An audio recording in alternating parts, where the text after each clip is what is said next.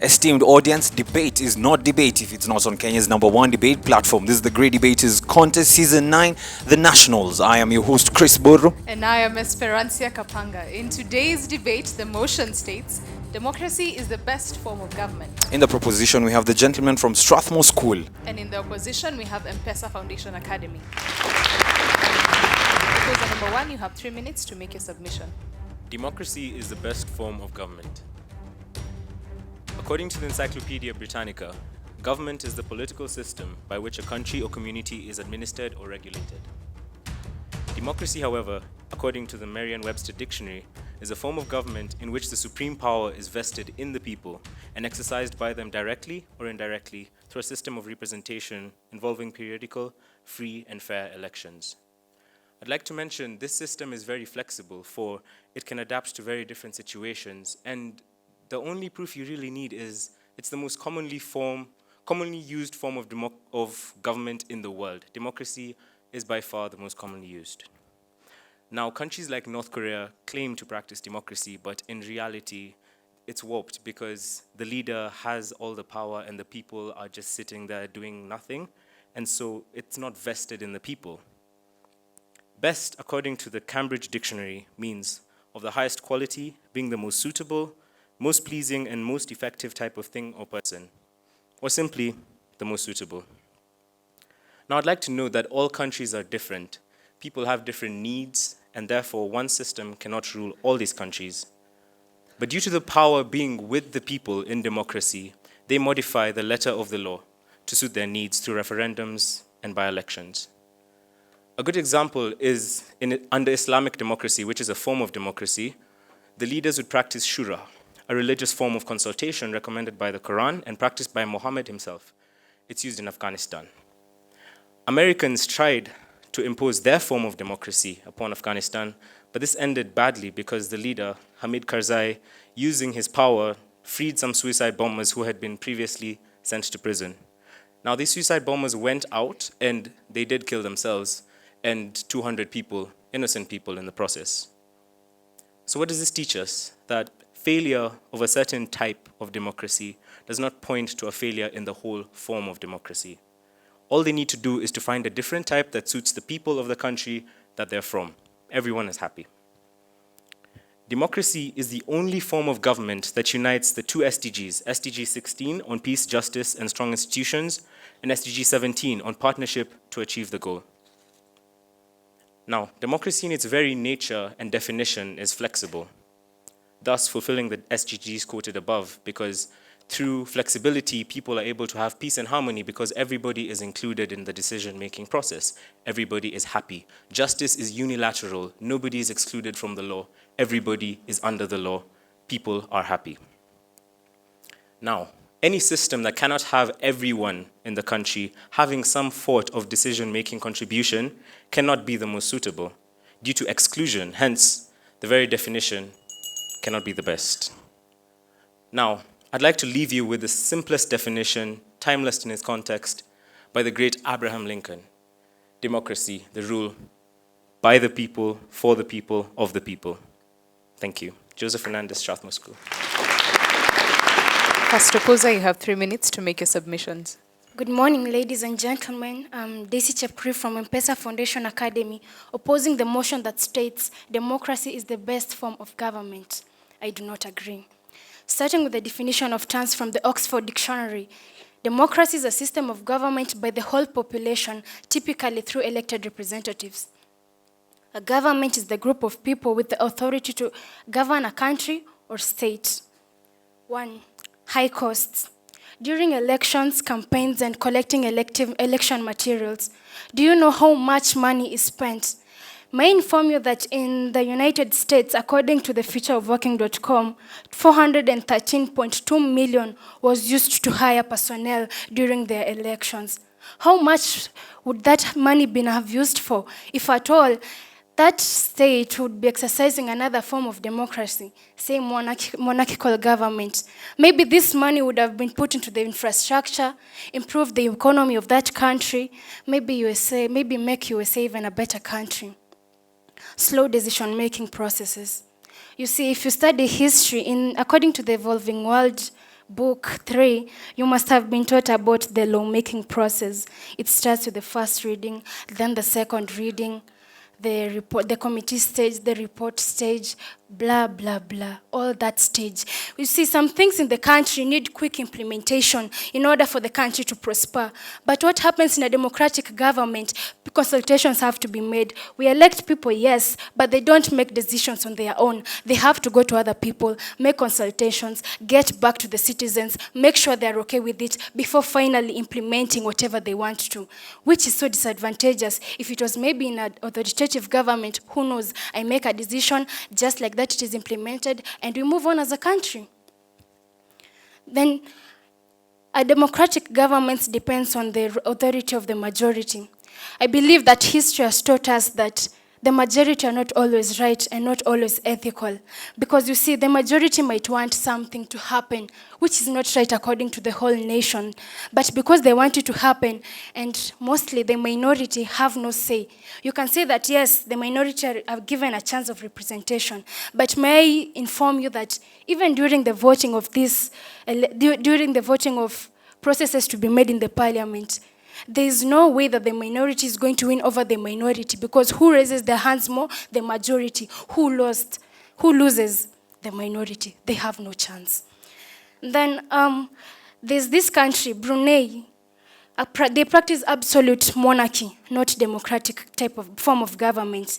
But this is the country, if you do your research, well, you'll find that it has very high standards of living. Why don't we learn from the people who've made it using other forms of government?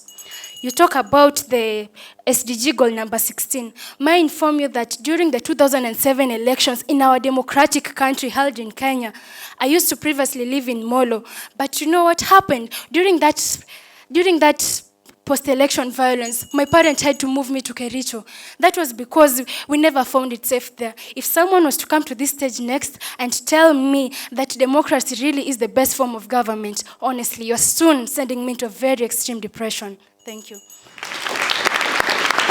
Second proposer, you have 3 minutes for cross-examination. If democracy is not the best, then I would like an alternative to be posed. I think that democracy is a very flexible thing that has been applied all across the planet and has had varying degrees of success. One type of democracy may not suit everything, but there is a type of democracy that can solve each and every problem. Let's look at the UK, Armenia, Bolivia, Italy, Croatia, and, of course, Brazil. Now, these countries practice social democracy, and this type of democracy is focused on enabling poorer people to access free healthcare and free education. It makes people like me who suffer from asthma go a day without worrying about the price of the air I need to breathe. I think democracy has improved many people's lives, and as much as people say that there are high costs needed to implement things, that I think that it's worth it in the end, because ultimately the nation grows, and this co-aligns with SDG 4, quality education, and SDG 3, good health and well-being. There is also parliamentary democracy, and this is a type of democracy that Kenya practices. It's also practiced in India and in the UK. Now, this type of democracy helps in decentralizing power from the president, and this helps in the sense that people are allowed to have opinions and voice their needs without necessarily needing to reach the top person. It allows for everyone to have a say. I disagree with what they have said, that minorities do not have a chance, because democracy gives these people a chance. Let's look at Maura Isaac Maigua. Now, currently I don't see any albino in the room, but I don't think that this would have happened under a different system of government. Had we stuck to our theocratic ways, we would have believed that as an albino, he doesn't have a place in the government, and we would have probably used him for witchcraft, because that is what happened to them under the theocracy. I think that democracy has given very many people chances. Let's look at Anne Waiguru, a woman, SDG 5, gender equality.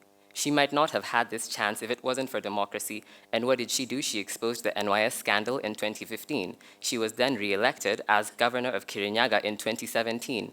Democracy is what keeps a nation safe. Democracy helps us grow. Democracy enables even the smallest of lives to have power. It lets people like you and me have a say in how our country is run. Other forms of government only take power from the people and require the elite people to choose what's best for the country. But that's not true, because democracy really, it's like a mirror. It shows what the country actually is. It shows us what our true needs are. It doesn't exactly tell us where to go, but using democracy, we can improve our country by simply looking at ourselves and seeing where things are deficient. According to the New York Times, 97% of the people who voted under the democratic system were satisfied with the outcome. Now, while democracy may not always breed who people see as the best leader, it does help in terms of representation. Women, disabled people, and people of other minorities are all given a chance. As Mark Gitaka, I would love for all of us to accept democracy as the best form of government. There is no denial to this statement. Second opposer, you have 3 minutes for cross-examination. We love you, we'll support you, and we are on your side. That's what Joyce and Daisy told me as they sent me to the stage to oppose the motion. Enoch Samuel is my name. Ask, and you shall be given. You ask for an example. I take you to Brunei, sourcing from harvardbusiness.com. Being an absolute monarchy, but with the best standards of living, satisfaction comes in. You tell us about the costs. I thought we had introduced that earlier. Why not use the amount used in elections to another sector in the government, such as education? I'm very smart because I want to study. Decentralizing power, trust me or not, it's only the wealthy ones, the elites of high class who can manage will get to their power of hungry leaders. Don't let anyone lie. You choose democracy, you choose debts. In which manner? It goes with periodical elections, as you just told us. Then every leader comes in, I want to do something. But do you know that according to the Harvard Business Review of April 24th, 2012, told us that the highest democracies are struggling with debts. And then economists gives us figures that $45 trillion, that is approximately $65 trillion, are in the hands of debtors. Who are they?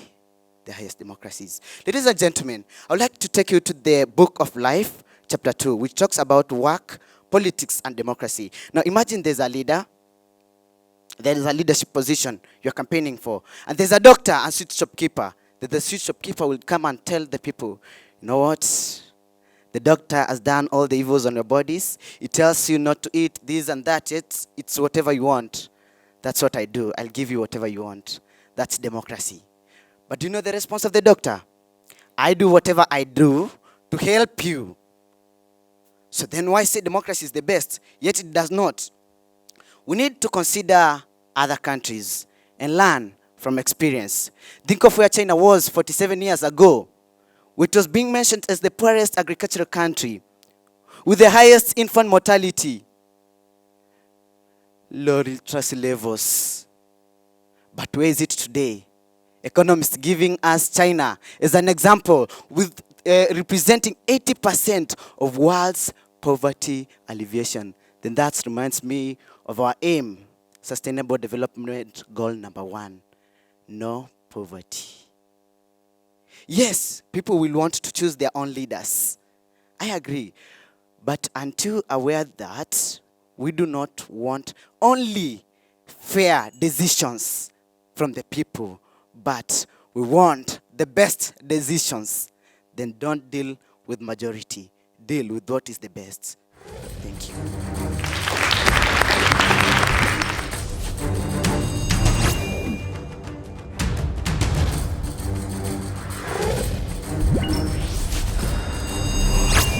The proposers have been asked to state an example of a decision or a situation where the president of North Korea made a decision that did not please the citizens and the citizens did not react to it. The opposers have been asked, in as much as democracy may be expensive in execution, isn't it more expensive to deal with the negative aftermaths of systems of government such as dictatorship? Third proposer, you have 3 minutes to respond. Ladies and gentlemen, I've been asked about a situation in which the leader of North Korea, Kim Jong-un, did something and his citizens didn't approve of it and tried to revolt. Well, unfortunately, in North Korea, any dissent by any member of the society is met with, quite simply, death. they have a leader who has killed his own military generals, who actually assassinated his own brother because he was a dissident. North Korea cannot be described as a democracy, even if he was re-elected earlier this year. Now, the first opposer, Daisy, talked about Brunei, and as well as Samuel, the second opposer. Now, Brunei is an absolute monarchy, and it's about the most cruel country in the world according to Human Rights Watch. It's in the leagues of North Korea as well. Now, earlier in this year, the king of Brunei, who is an absolute monarch, so he has all the power that he could want, introduced a law in which the government could stone homosexuals. Now, I don't see a society in which someone has the power to kill members of our society. We might not agree with what they stand for, but when you decide that you can kill members of society who don't agree with you or who live their lives slightly differently from what you want, when you want to meet them with death because they disagree with you, and such a cruel death, I don't think you can try and tell us that that's superior to democracy, which gives every single member of society a voice. Now, let's look at our families. Each of us come from a household where our parents make decisions for us. Unbeknownst to you, that is a form of democracy.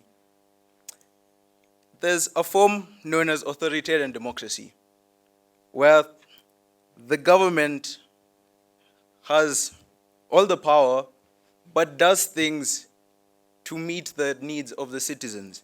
For example, in Rwanda, with Paul Kagame, he is, by all definitions, a benevolent dictator who has been in power for the last 20 years. In spite of the periodic elections, he still wins and may be seen as a bit of a dictator.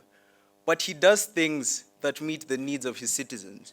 For example, the Kigali cleanup, which is a monthly event where all members of Kigali city meet in the streets as one to clean up the city. It's now known as the cleanest city in Africa due to this, which was an express command from the president himself. Rwanda is also one of the fastest growing economies in Africa. According to the IMF, the economy grew 7.2% in the last year. Now contrast that to its East African neighbors, and you'll see that this benevolent dictatorship, which is a form of democracy, is good. And indeed, democracy with its depth and its width covers everyone's needs and is the best form of government. Thank you. Third opposer, you have 3 minutes to respond. I want to bring you back to reality because we are living in an ideal world. Democracy is the best, and mark this word, best. I will not refuse. It is good, but not the best. Lean. The question about it being expensive. Let me take you back to 2007 post-election violence, where our country was thrown into tatters. How much do you think we lost? Yet you say we have democracy. You talked about authoritarian constitution. That is, I think my English told me we have synonyms. That's another alternative of dictatorship, but in a better way. When you talk about NYS scandal and then Uwaiguru becoming the governor of Kirinyaga, I am a resident of Kirinyaga. And you know what people are saying? Let us vote for the thief so that she can go there and steal for us so that we can develop. Sorry to say. These are real and practical things. It was there in the Daily Nation. Free and fair elections. But why do we have by-elections? Then it means it is not the best. It also has its own disadvantages. Democracy is a form of dictatorship where the elected minority dictate the majority and the majority also dictate the minority. It is a two-way traffic. It promotes class struggle and also corruption. Intensive campaigns means you have to have a lot of money. What if you don't have enough money to convince people to vote for you? Then you don't have power. It also perpetuates incompetence. Let's be real. We don't look for good leaders. We just want leaders for the sake of leaders. Because democracy is for the sake of numbers and not wisdom. We need wisdom for countries to develop. What are other alternatives? We can have aristocracy. Plato believed that a common people are not rational enough to change or in charge of electing the government. So that is why when we have something like absolute democracy, when we have something like absolute aristocracy and the rest, we are in the right direction. Let's move to the ideal world. I hope I've brought some sense. We are living in a real world.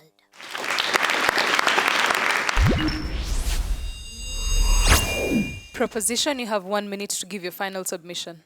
I agree that we live in a real world.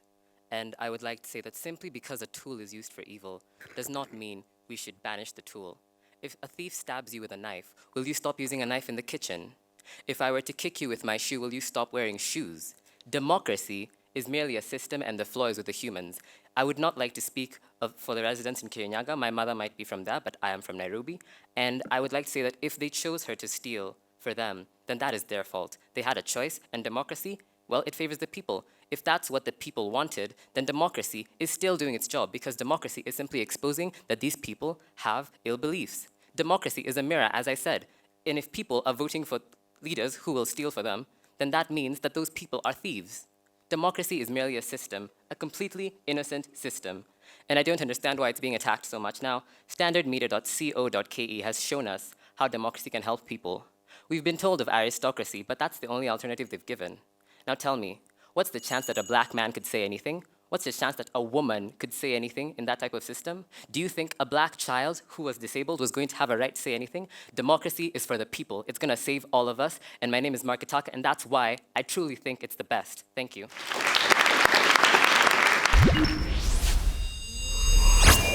Opposition, you have 1 minute for a final submission. Enoch Samuel still on the stage. Having looked at political instability, costs of democracy, the slow decision making, trying to avoid debts, giving you best examples other than democracy, including aristocracy and autocracy, with the demand of the best decision and not just fair decisions, learning from others such as China, and with the fresh souls on our minds about 2007 and 2017.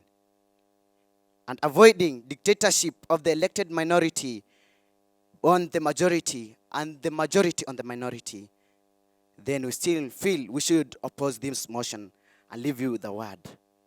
Let us not count the number of heads, but the wisdom. Thank you.